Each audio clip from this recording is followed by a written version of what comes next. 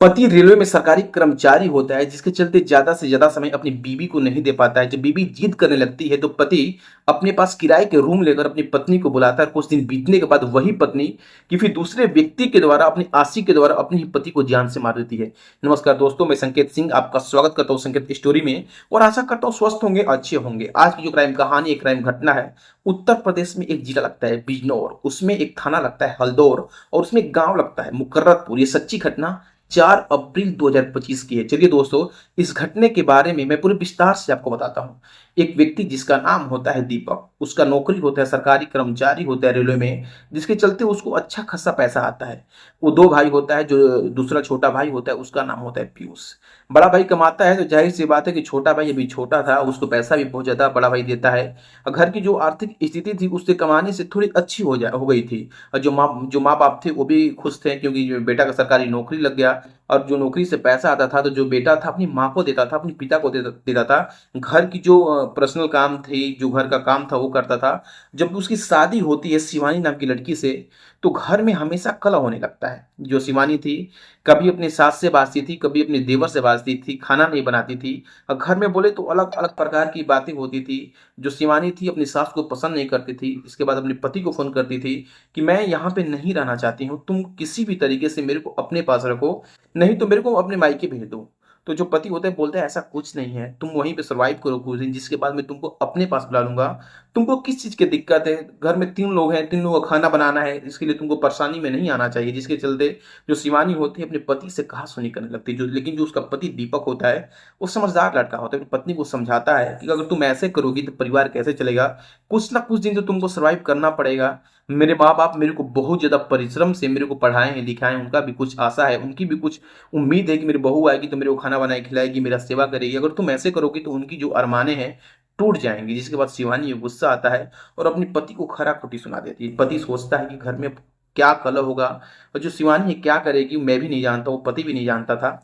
लेकिन एक समय ऐसा आता है कि शिवानी जीत पकड़ लेती है कि मैं तुम्हारे साथ ही रहूंगी, किसी कंडीशन पे तुम मेरे को अपने साथ रखो, नहीं तो मैं अपने मायके भाग जाऊंगी, मैं अपने भाई को बुला लूंगी। जिसके बाद जो दीपक होता है अपने पिता को फोन करता है और पूरा वाक्य बताता है कि पापा, जो मेरी पत्नी है नहीं मान रही है, घर पे झगड़ा कर रही है और घर के जो मेरा छोटा भाई है उससे भी झगड़ा कर रही है। ये जो बात है अच्छी बात नहीं है, लोगों को पता चलेगी तो लोग हमारे परिवार के बारे में क्या बोलेंगे। जिसके बाद उसके जो पिता होते हैं वो समझाते हैं कि तुम ऐसा करो कि इसको अपने पास ही रख लो, इसी बात की ये जिद कर रही है तो उसमें कौन सी बुरी बात है, तो शादी हो गया है तो तुमको अपने साथ ही रखना चाहिए।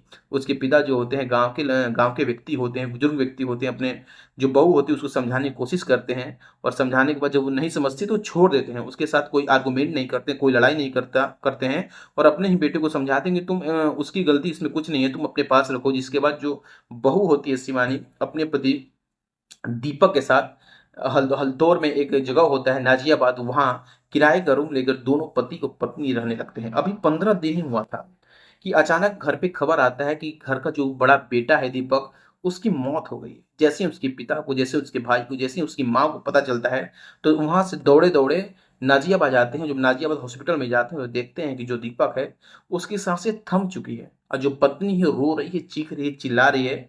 वहां पे बहुत सारे लोग भी इकट्ठे इकट्ठा हो जाते हैं। जाहिर सी बात है कि किसी की मृत्यु हो जाती है तो जो उसके चाहने वाले होते हैं वहां पे एकत्रित हो जाते हैं और जो बॉडी होता है पोस्टमार्टम के लिए पुलिस लेके चली जाती है। जब पुलिस पोस्टमार्टम के लिए जाती है तो जो पत्नी थी वो कुछ दूरी पे थी, मतलब बोले तो 13-14 किलोमीटर का डिस्टेंस होता है जहाँ पे पोस्टमार्टम होता है। पोस्टमार्टम में एक खुलासा होता है कि जो दीपक है उसका मृत्यु हार्ट अटैक से नहीं हुआ है, उसको किसी प्रकार की रोग नहीं थी, किसी चीज की दिक्कत नहीं थी, उसका गला घोट कर हत्या हुआ है और जो उसका खाना है गले में फंसा हुआ है।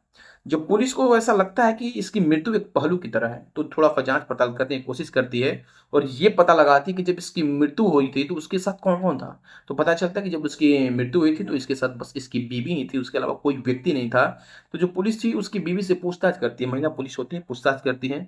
लेकिन बीवी जो होती है अपना मुंह नहीं खोलती है, उससे बहुत ज्यादा पूछताछ किया जाता है। जिसके बाद बीवी कुछ भी बताने से इनकार कर देती है।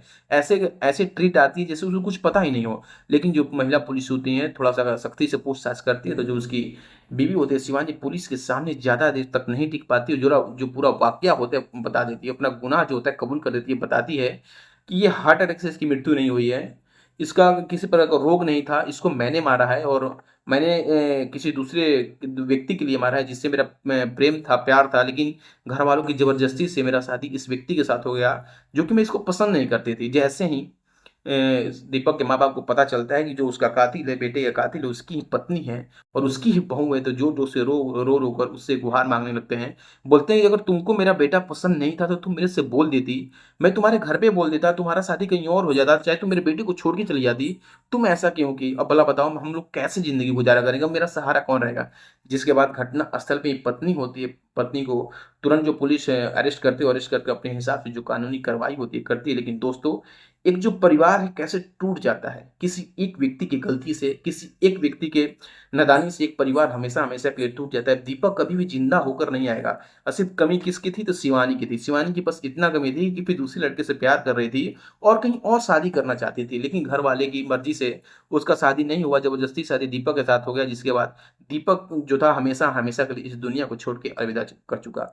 तो दोस्तों, ये पूरी कहानी, पूरी घटना बनाने का मतलब किसी की भावनाओं को ठेस पहुँचाना नहीं, किसी को आहत करना नहीं दोस्तों, बल्कि आपको जागरूक करना मेरा काम है। अगर इस कहानी से अगर आपको ठेस पहुँच रहा है, तो मैं आपसे हाथ जोड़ के माफ़ी माँगता हूँ दोस्तों, और इसी के साथ नमस्कार।